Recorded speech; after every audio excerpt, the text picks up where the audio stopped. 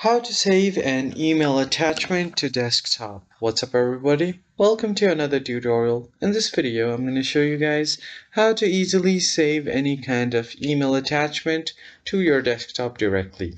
But before we get started, make sure to head down below to give this video a like and subscribe to the channel. Alright, now let's get right into it.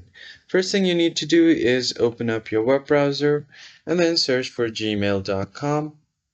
Once you do that, just make sure that you are logged into your correct Gmail.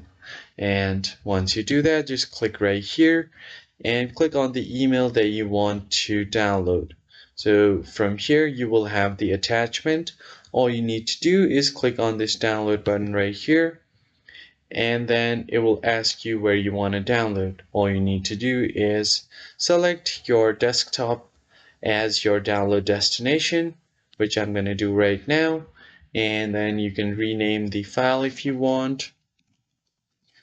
And once you do that, click on save and it will start downloading. So if I go ahead and click on the desktop, as you can see, the file that I've just downloaded here has been sent to my desktop. So if I just open it, this will be the correct file.